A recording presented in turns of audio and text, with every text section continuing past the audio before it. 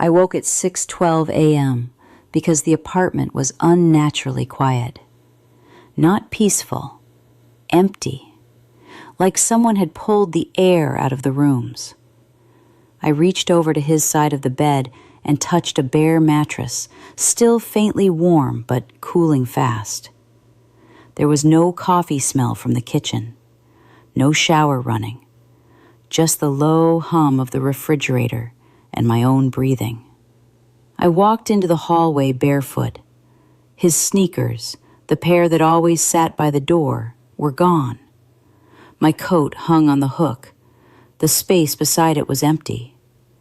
In the bathroom, my toothbrush stood in its cup, but his was missing. The mirror wasn't fogged at all, as if no one had been in there during the night.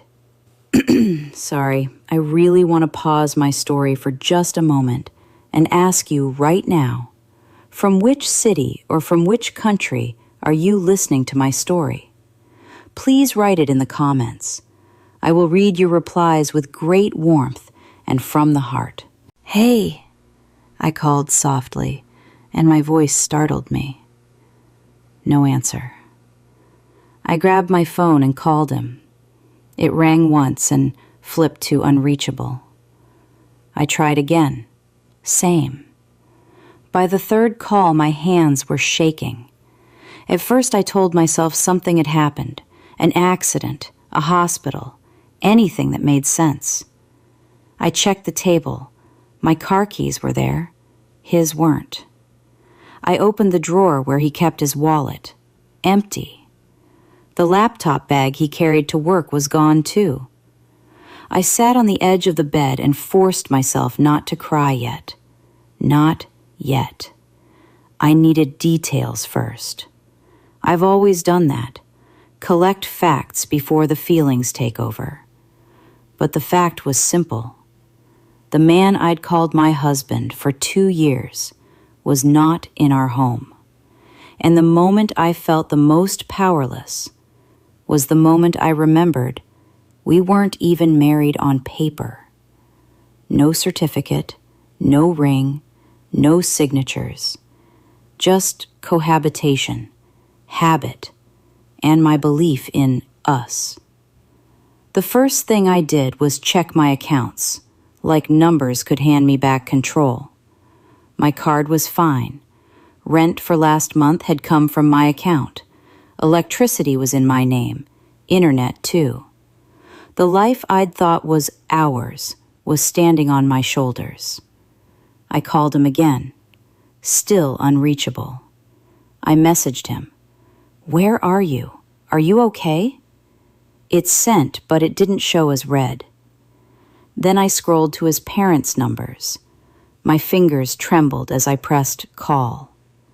His mother answered in a normal voice, like it was a normal morning. Hello? Hi, this is Olivia. I can't reach him. He's not here. Is he with you? There was a pause. Then I felt heat rise in my face, the kind that comes with humiliation, as if I'd done something wrong just by asking. No, honey, we haven't seen him.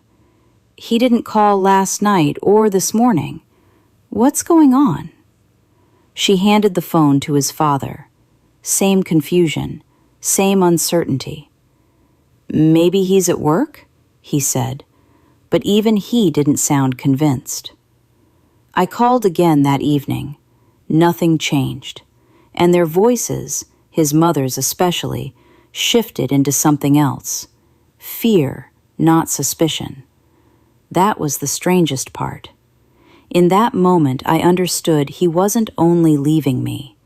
He'd vanished from everyone who called him family. After that, I started calling friends. Chris first. I don't know, Olivia, he said carefully. Too carefully, like he was trying not to step on something sharp. Then I called a coworker of mine who'd eaten dinner with us once. Maybe he just got overwhelmed, she offered, and immediately apologized, like she realized how thin it sounded. That night, when no answer came, The thought that had been trying to form in my head finally hardened. This wasn't a misunderstanding. It was a choice. The next morning, I didn't go to work.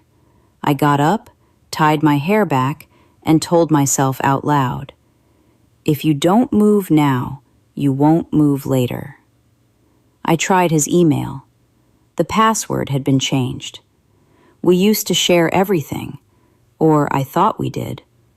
I plugged in his old laptop, the one he'd left behind once. The browser opened, and there it was, something I didn't want to see but couldn't stop staring at, a hotel reservation. 2 hours outside Raleigh, in Asheville. 2 nights, for 2 people, and a name I hadn't seen written out before. Megan. My brain scrambled for a safe explanation. A coworker, a friend, a work trip, a surprise. Then I looked at myself in the dark screen of the laptop and felt ridiculous. 2 years is enough time to know someone's patterns, and it's enough time for them to know exactly where to hit you. I found Megan's profile quickly, mutual followers, the same cafes, the same aesthetic. In a photo she'd posted a week earlier, a man's hand appeared at the edge of the frame. The watch on his wrist was familiar. I'd bought it. After that, crying wasn't the main thing.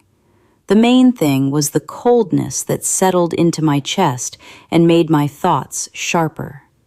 I messaged him again. "I saw it. I'm not asking for an explanation anymore. Just tell me you're safe." No reply. And for the first time, I said the sentence I'd been trying to avoid. He didn't get lost. He made me the one who got lost. On the 3rd day, I found one of his old t-shirts by the door, dusty, like it had been dropped and forgotten. I couldn't tell if it was an accident or something deliberate. Either option hurt the same. I held it and realized how much energy I'd spent trying to keep him meaningful, someone who could discard me this easily. What I did next wasn't dramatic. It wasn't grand. It was a list. First, I logged into what I could and signed out his devices. Second, I canceled anything coming to my address in his name. Third, I told my friends one sentence. He disappeared, and I'm done making excuses for him. Fourth, I put our photos in a box. I didn't rip them up. I didn't throw them away. I stored them the way you store something that was once real, but no longer gets to run your life. On the 4th evening, a message finally came from an unknown number. "Sorry, I didn't know how to say it." My body went loose with a kind of exhausted relief, like I'd been waiting for that exact minimum. Was that it? After 2 years? I didn't know how to say it? I didn't write a long response. I didn't ask questions. Questions would have been for him, not for me. I wrote one line. "You didn't disappear. You chose. Don't contact me again." Then I blocked the number. After that, I opened the window. Cold Raleigh air moved into the room. I could hear cars on the street. And for the first time that week, I felt something steady.